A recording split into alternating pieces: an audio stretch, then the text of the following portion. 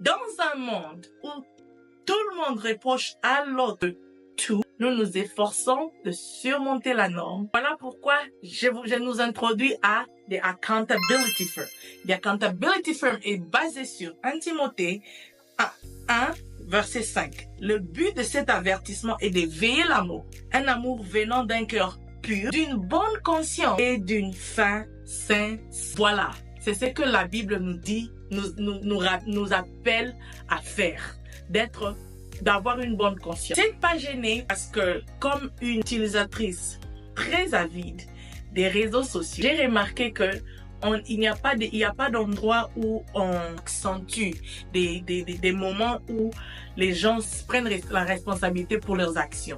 Je voulais vraiment avoir une page qui est dédiée spécifiquement à ça.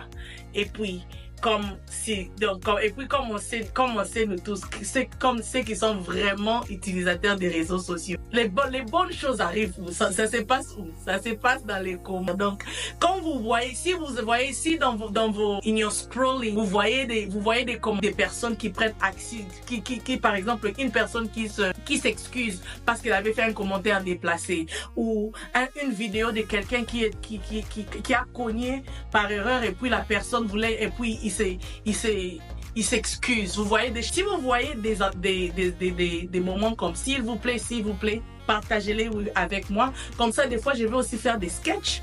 Je veux accentuer ces événements-là. Et comme je dis dans la Bible, de s'aimer. Parce que, au fait, à la fin, c'est vraiment l'amour. Quand je fais du mal à mon frère et que je vois que je lui ai fait du mal et que je m'excuse, c'est comme ça qu'on montre l'amour de Dieu. Et puis, une chose que je vais faire que je n'ai pas encore vue dans les réseaux sociaux, c'est, surtout avec la musique chrétienne congolaise, c'est, on va comparer les paroles, les mélodies, pas les paroles, les lyrics, les paroles à la Bible pour montrer est-ce que c'est vraiment ce que Dieu dit.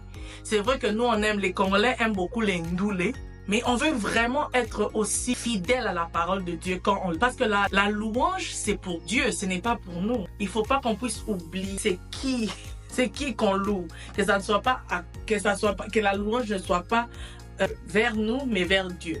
Donc on va aussi on va regarder des chansons populaires au Congo que tout le monde aime et puis on va voir est-ce que c'est vraiment une chanson qui est en unité avec la parole de Dieu quand il s'agit de la louange. J'espère vous revoir très bientôt qu'on va faire ça ensemble. Merci beaucoup pour tout et au revoir.